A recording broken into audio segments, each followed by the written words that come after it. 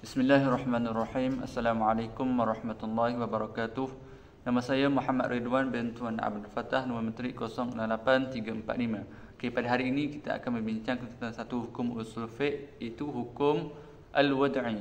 Hukum wad'i ini kalau kita tengok pada slide ini, dia boleh didefinisikan adalah sesuatu ketetapan hukum syarak daripada Allah Subhanahu Wa Taala, di mana Allah Subhanahu Wa Taala ni dia menetapkan sesuatu itu menjadi sebab bagi sesuatu yang lain, ataupun sesuatu itu dia menjadi penghalang bagi sesuatu yang lain, dan juga ataupun boleh dikatakan juga sesuatu itu menjadi syarat dan kepada sesuatu yang lain dan lain hukumnya. Jadinya hukum wad'i ini dia boleh disimpulkan bahawa sesuatu ketetapan hukum boleh yang tidak memberi pembebanan kepada seseorang mukallaf. Tapi hukum wad'i ini dia menetapkan sesuatu itu menjadi alamat ataupun tanda kepada dari sesuatu yang lain.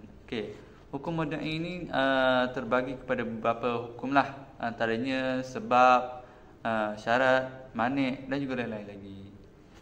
Assalamualaikum warahmatullahi wabarakatuh. Nama saya Ahmad Humaidi bin Muhammad Nur dan nombor menteri adalah 068180. Pada hari ini saya ingin menerangkan tentang sebab daripada hukum wad'i.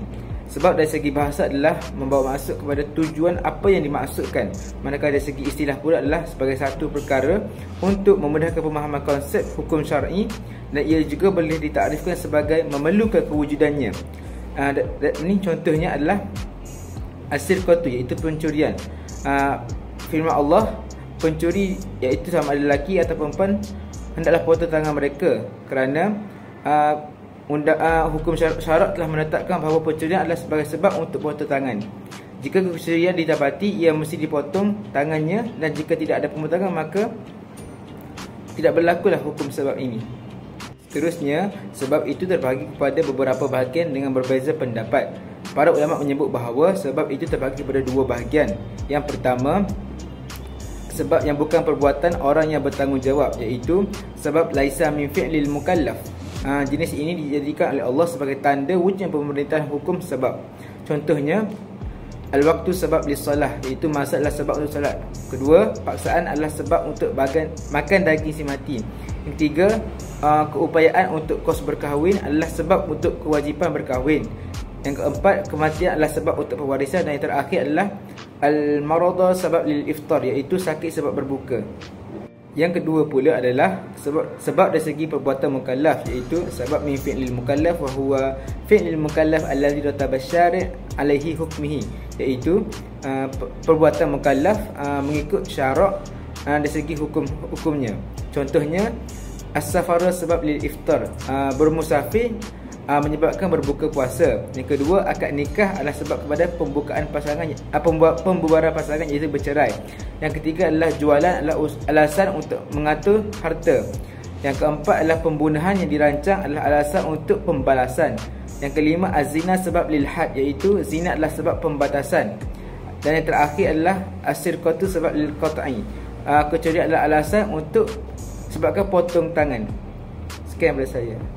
Seterusnya kita akan beralih kepada hukum syarat. Okey, hukum syarat ni adalah kalau kita tengok daripada slide ni, dia boleh dimaksudkan kepada sesuatu yang memestikan daripada ketiadaannya maka tiada hukum. Maknanya jika tiada syarat maka tiada hukum. Tapi tidak semestinya kewujudan wujub akan adanya hukum tersebut. Maknanya di sini jika tidak ada syarat ni maka tiadalah hukum sesuatunya.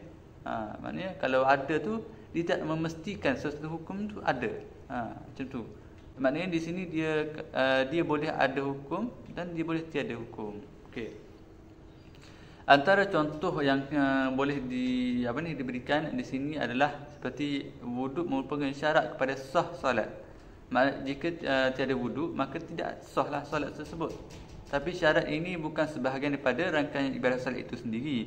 Kerana kalau kita tengok kepada definisi solat yang disebut oleh ulama fiqh, iaitu al-af'al wal aqwal muftatahu bit takbir wa maqtatahu bit taslim.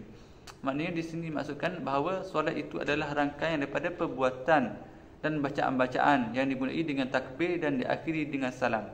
Maknanya ini adalah definisinya solat itu sendiri. Maknanya wuduk ni dia mendahului kepada perbuatan solat. Maknanya dia tak termasuk daripada solat. Maknanya di sini wuduk tu sendiri bukan sebahagian daripada syarat utama kepada ibadah solat itu sendiri. Macam itulah konsep tentang hukum syarat. Assalamualaikum warahmatullahi wabarakatuh. Nama saya ni Ahmad Hazim bin Ahmad Bukhari, nombor metrik 068042. Sekarang saya akan menerangkan tentang mani' dalam hukum wadi'in ini. Al-mani'ah, yang bermaksud penghalang. Saya akan memberikan penerangan yang lebih jelas lagi tentang mani' ini. Mani' atau penghalang ini yang mana kewujudannya memerlukan ketiadaan hukum, dan ketiadaannya tidak memerlukan kewujudan atau ketiadaan hukum. Dengan ini, apabila ada mani' atau penghalang, nescaya hukum tiada. Tetapi sekiranya penghalang atau mani' tiada, maka hukum mungkin ada atau mungkin tidak ada. Saya akan memberikan contoh berkenaan dalam ibadah. Solat fardu yang perlulah dipenuhi syarat-syaratnya, dan orang-orang yang bertanggungjawab yang menunaikan semua rukunnya adalah sah. Kerana sahnya solat itu adalah hanya perlu mengikuti rukun-rukun solat. Contoh lain, haid menjadi penghalang kepada kewajipan solat dan puak bagi perempuan. Dan seterusnya dalam berkenaan dengan urus niaga, seperti contoh jual beli yang rukun dan syaratnya dipenuhi, ia adalah sah kerana ia mengakibatkan pemindahan hak milik barang yang dijual kepada pembeli dan pemindahan hak milik harga kepada penjual. Kesimpulannya, dapat disimpulkan bahawa al-mani' ini mampu menjadi penghalang kepada sesuatu hukum itu, dan ketiadaannya tidak akan menentukan hukum itu ada ataupun tidak ada. Sekian, terima kasih. Bismillahirrahmanirrahim. Assalamualaikum warahmatullahi wabarakatuh. Nama saya Muhammad Ikram Hakimi bin Alias, memegang nombor metrik 065749.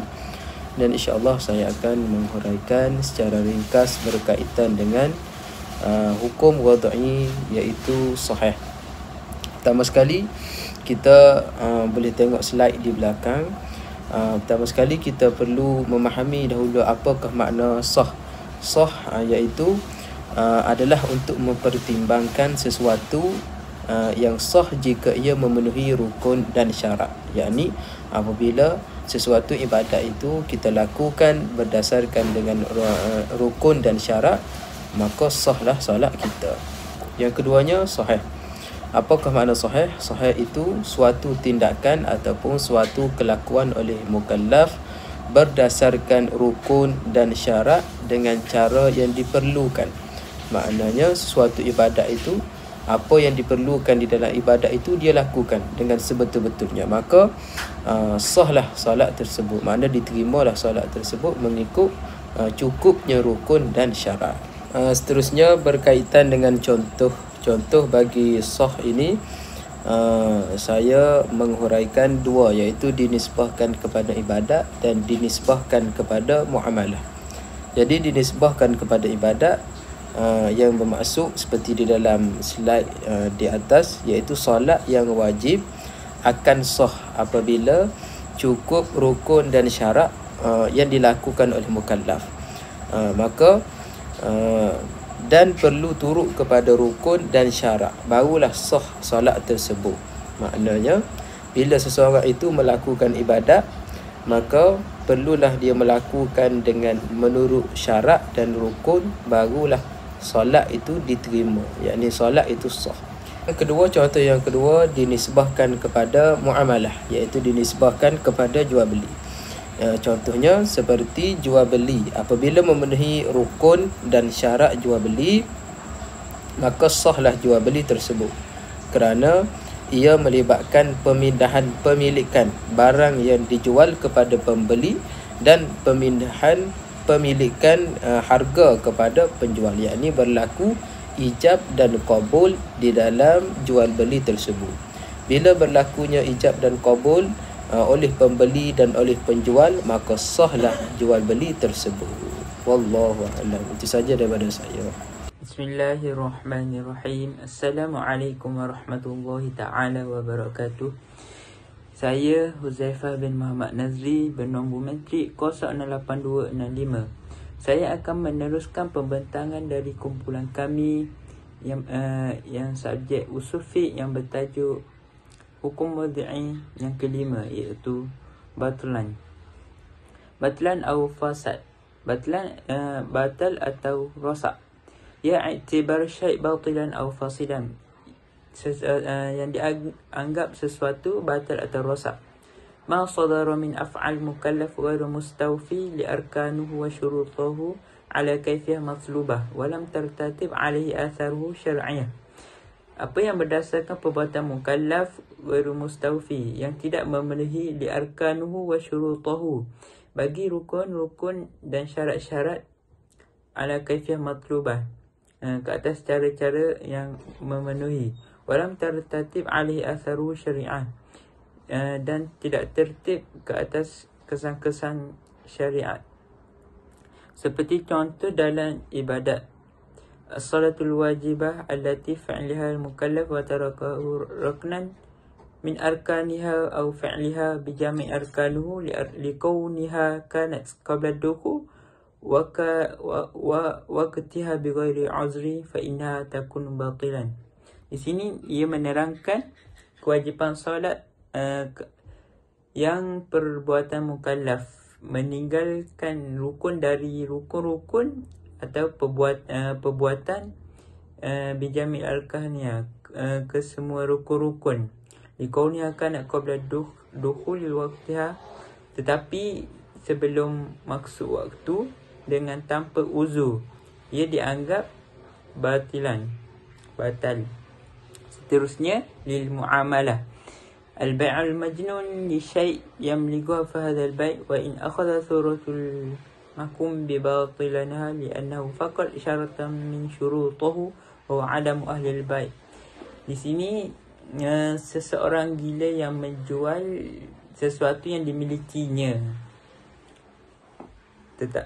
fahadal ba' dan dianggap penjualan ini li'annahu faqad syarta min syurutihi wa huwa 'adamu ahli al-ba', kerana hilang syarat dari syarat-syaratnya, tetapi ia hilang kelayakan penjualan, ahli penjualan. Sekian itu saja dari saya. Terima kasih.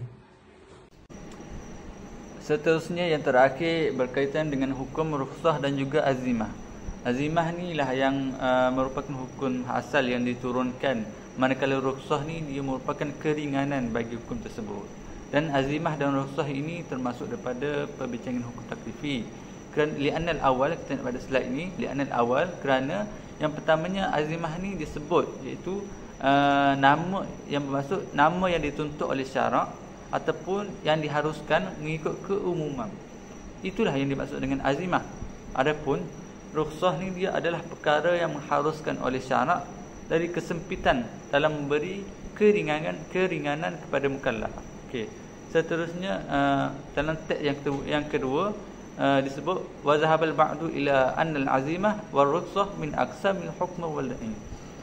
Dan berpandangan sebahagian ulama bahawa azimah dan rukhsah ini termasuk dalam hukum wad'i, yang mana syarak menjadikan sesuatu sebagai tanda bagi sesuatu. Kenapa mereka mengkategorikan azimah dan rukhsah ini dalam hukum wad'i? Kerana mereka mengambil kira azimah itu kembali kepada syarak yang menjadikan keadaan adat, keadaan biasa bagi mukallaf, sebab bagi dikekalkan hukum asal. Jadi melihat kepada hukum asal yang mana pada keadaan biasa hukum itu dikekalkan, maka ia dianggap sebagai hukum wad'i itu sendiri. Sekian daripada kumpulan kami. Terima kasih.